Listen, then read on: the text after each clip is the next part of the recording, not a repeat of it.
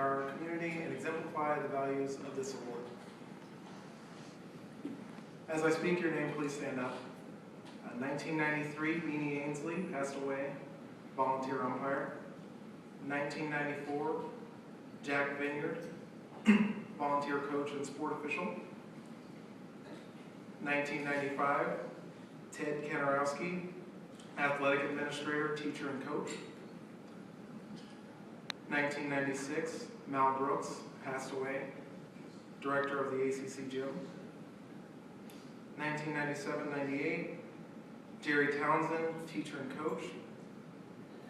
1998 through 99, Don Howard, teacher and coach.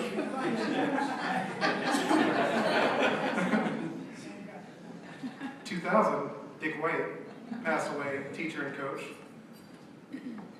2001, Ed and Pat Hazard, youth sport organizers, volunteer coaches, and booster club. 2002, Sharky Nagelschmidt, youth sport volunteer coach and official. 2003, Frank Myasek, teacher and coach. 2004, Ted Spencer, videographer. 2005, Terry Bliss, coach, youth sport organizer. 2006, Dave Adson, youth sport organizer and coach. 2007, Bob Snyder, coach and booster club. 2008, Connie Herzig, teacher, coach, and Redskin Ropers. 2009, Brenda Weatherspoon Gray, Clark Sports Center athletics director and coach. 2010, Paul Lambert, coach, principal, teacher, and youth center founder.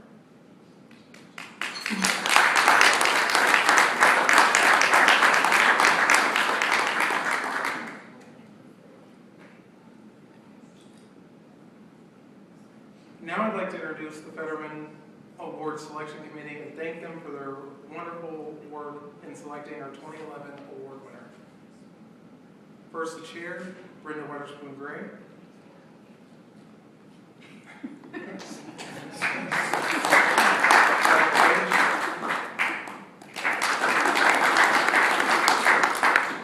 Kathy Graham.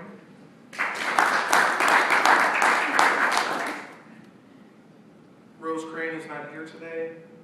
Barry Gray, who's not here as well. Scott Waitman.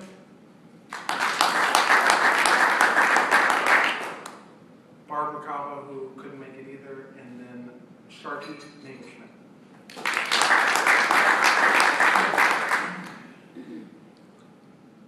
The Fetterman Award is given to someone who is honest, unselfish, and shows good sportsmanship. The recipient also teaches through example, is well-liked and respected by children and adults, and truly enjoys what he or she is doing. This year's recipient, Bruce Andrews, embodies all that the Fetterman Award stands for. Bruce is a 1974 graduate of Cooperstown Central School, where he was on the varsity track and football teams for 3 years. Bruce has always volunteered his time for youth sports programs and has proven to be a diverse coach spanning from boys and girls teams at different levels and in a variety of sports. He started his athletic career for Cooperstown Central School in the fall of 1974, helping Coach Dick White with the boys varsity basketball team, and then continued to help Tom Canister on the girls varsity level. In the fall, Bruce helped the football team and eventually became the head coach of the junior high and varsity teams, leading him to win Daily Star Coach of the Year in 1992. While acquainting himself with the football and basketball programs, he also volunteered his time as an assistant varsity track coach from 1984 to 1986. And then in 1997, Bruce began coaching for Ridgefield Central Schools, taking on the position of junior high, junior varsity, and varsity football coach. And in 2001, Ridgefield Springs was in need of a boys varsity track coach, and Bruce was there to fill that need. The The varsity track team went on to win the Class D sectional championship despite the fact that they had no track to practice on. This shows where Bruce's work ethic and commitment were showcased. In addition to the coaching positions that he's held, other athletic groups that Bruce has devoted his time to include the Oneonta, Rome, and Clark Sports Center's boys and girls summer basketball leagues, the Golden Valley Tournament, the Joel Green Tournament, and the inaugural Dick White basketball camp, where he served for a total of 3 years. Bruce has and always will be there for our youth when they are in need, and this is why I'm proud to present the 2011 Fetterman Award to Bruce Andrews. Come on, Bruce.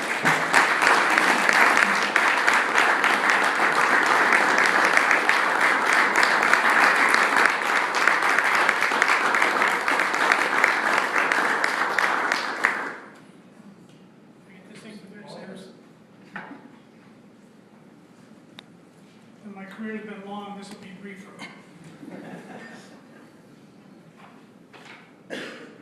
Actually, this looks like the set list of some of the musicians that come to the house. It's just cryptic things that show up. I'd like to thank the ACC Gym and the committee for this sad nomination. It's a sad thing when your name is on a trophy and you're not there to accept it. Pat Fetterman and I used to spend many hours over the pool table talking about kids, not about X's and O's. It was always about, you know, so-and-so, he could use a little help doing something else. And that's how my career at the Clark Sports Center started. I came back from college in '78. I'm at the old Great American. We just had the deli up on top. I'm coming out to the checkout line, and Mr. Kinrossy's coming down the thing, and he goes, "Hey, how you been?" And I was like, "Fine." He stopped me and goes, "What are you doing?" Just got back 10 weeks from Minnesota. He goes, "Interested in coaching." The last thing I ever thought I would ever do is coach anything. I was going to be a biologist. I'm going to follow my dad's footsteps. He goes, "Oh, we're going to try to start a 7th grade football team." No such thing existed.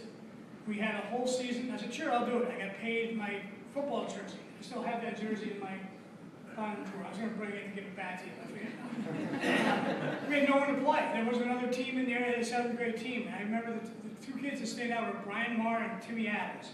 And we practiced and we did all these fun things with Gus Chiarello and everybody else.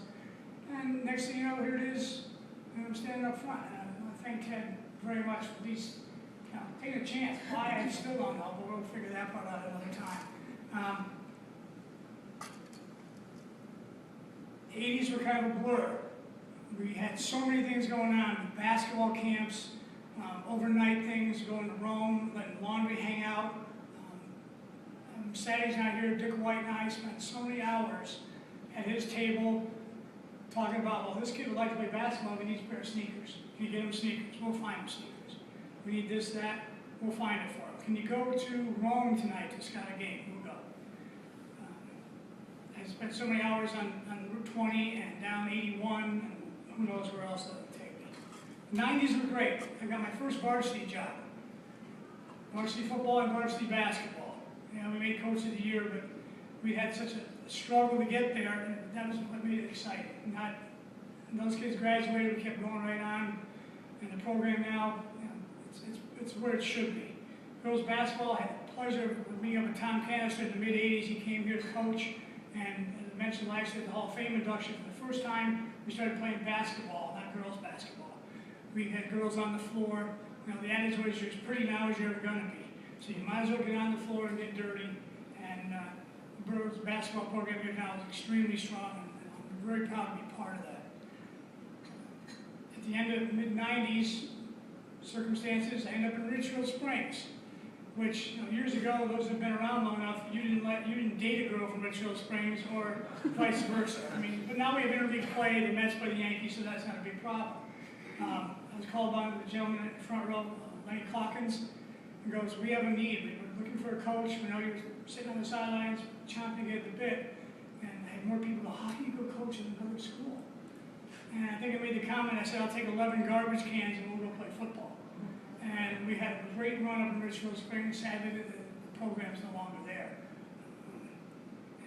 It was interesting to find I have a great picture, my wife will tell you, in my den in 1994 of Lenny and I down here in the football field before the game. It was one of the hardest fought games, an 8-0 ball game. We pulled it out at the end, and it sits on my shelf yet. And I thank you for that.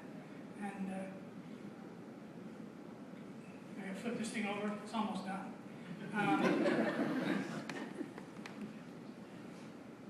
The girls made a comment one day, took the girls' basketball team up to Richfield, modified. I still live in the modified level because that's where all the fun is. That's where, the little walk and chew gum kids show up. We've always been a big proponent of letting everybody come and play at the modified level. I've had more kids never see a varsity JV level. We've always come back and go, God, it was so much fun playing junior high basketball, playing junior high football. We were at a wedding here 2 months ago. Knock on the door, oh, it's one of the bridesmaids. Oh, it's a maid of honor. And she comes, hi, who are you? Next one, somebody else knock on the door, open the door, Coach! The man Ricotta, I haven't seen her in days. And she goes, what are you doing here at a wedding? She goes, here's my basketball. I had to tell the story to everybody in the room that I was her basketball coach. She never played again. But that's the kind of thing I've always enjoyed about youth activities, whether it's at the JV level, modified, or just showing up on the playground and the breeze with the kids. That's just been me. The girl said one time you must have dual citizenship because I had keys to 2 buildings. I get in Richfield, I get in Cooperstown. Then I had keys to Mohawk at one time. So things changed for me as a coach on August 31st, 2000. Always knew the kids, every kid's going to be a kid. They're going to try their hardest. You've got stars. I never figured I had to coach the stars. Those kids could handle it. They didn't need me. There was the kid that didn't know what he was going to do, I hate the word potential. But in August of 2000, when he was there, we lost one of my ball players.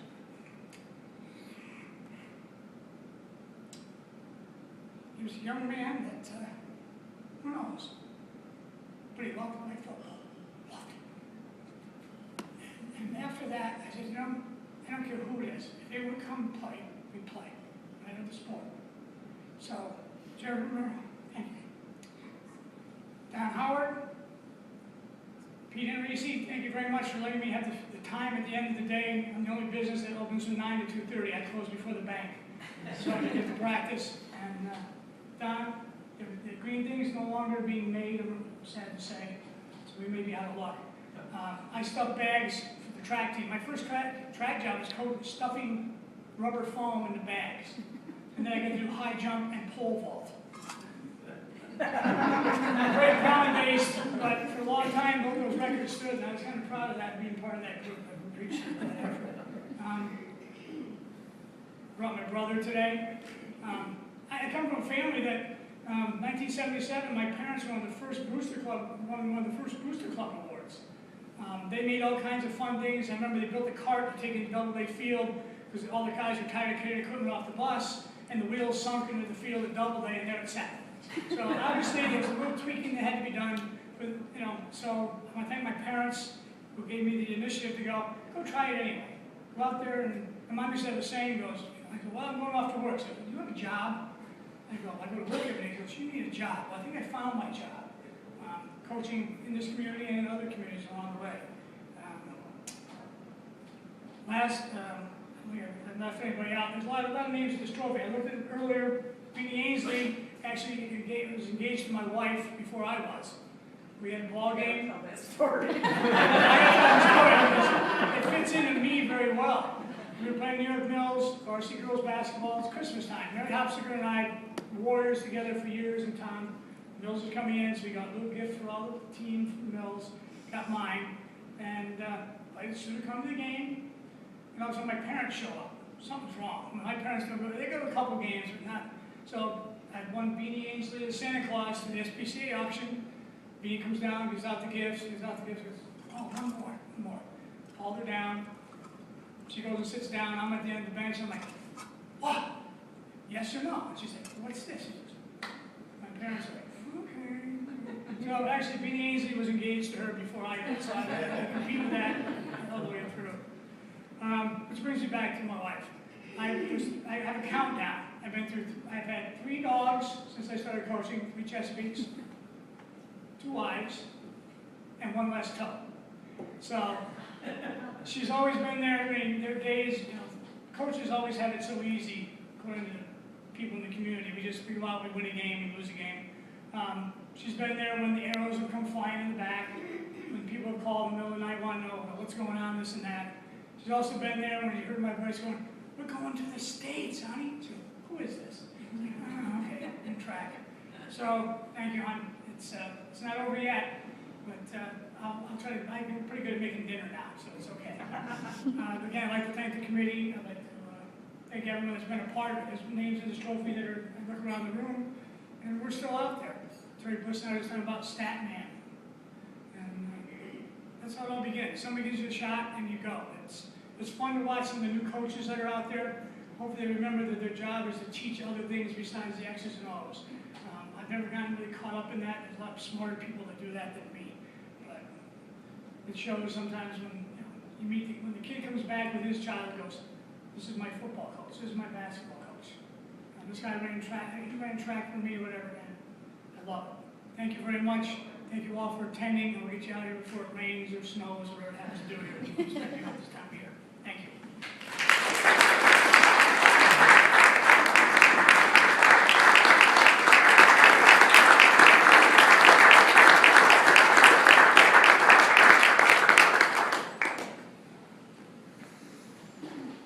Thank you again, Bruce. It's been a tradition in the Fetterman Award for people who want to say a couple words about the award winner. They have a shot to do that right now. So if anyone has a few words they'd like to say, then Ty, do you want to go ahead and start us off?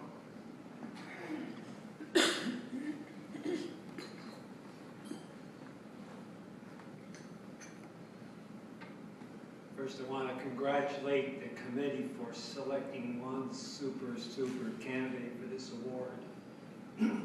You've chosen wisely. Bruce, we've known each other for a long time.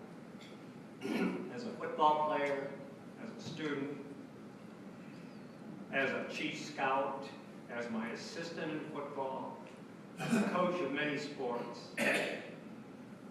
In fact, I even looked, Kayla reminded me that I should look for the adoption papers.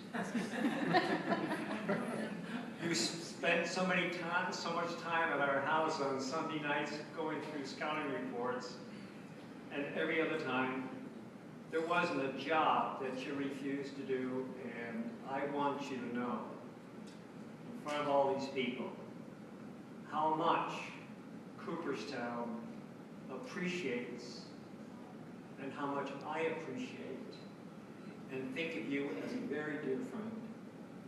And you're the best. You are Pat Fetterman in that award. And thank you. Thank you.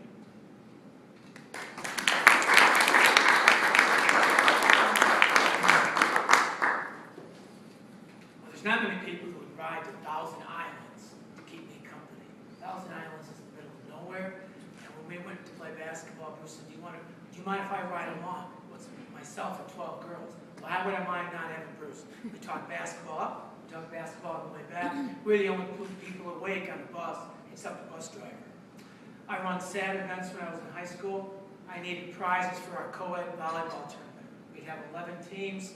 That's about over 100 kids having fun, which Bruce always contributes to. Where do we get our prizes? Bruce. What do they cost? Next to nothing. Were the kids excited about reaching into that bag? Yes. Having known Mr. Fetterman and having known Bruce, they're identical. Always talking about kids, positive. He coached summer basketball for me, much like he did Dick White. Always a pleasure to have him work with the kids. Tom Canister couldn't make the Hall of Fame game last year. In honor of his team who's pinch hitting, Bruce. This year we have 3 or 4 gentlemen get into the Hall of Fame. Every one of those young men had a good thing to say about Bruce. And Bruce is there in the audience because he is attracted to good things. Bruce, thank you for all of your years. We appreciate it. Okay?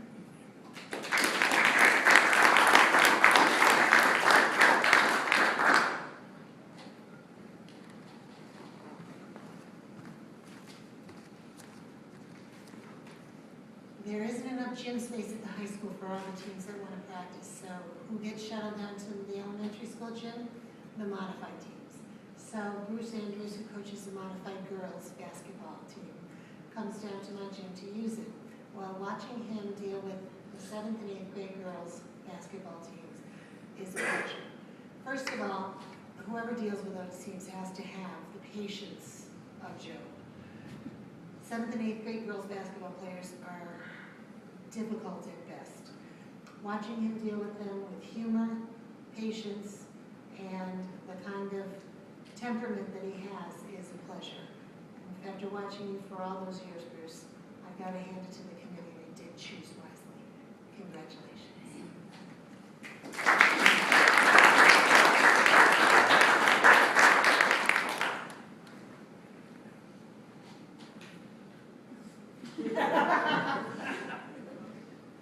I gotta be serious, because there's too many good memories that I have on bus rides and everything else with Dick White, myself, and you. On behalf of Dick White, myself, we really, truly appreciated your presence and what you did.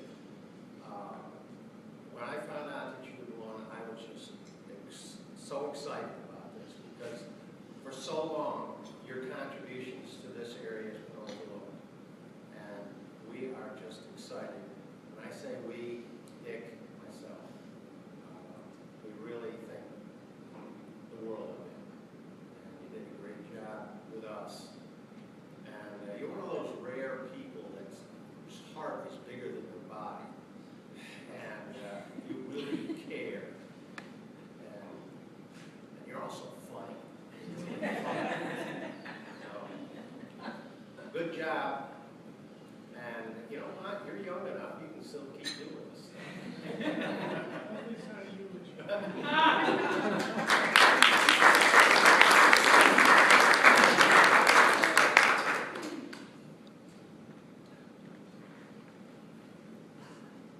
Does anyone else have any words they'd like to say? Thank you all for coming out today. Appreciate all of your time, and I hope that you've enjoyed the award presentation. Thank you again, Bruce, for everything that you've done for our community, and again, congratulations.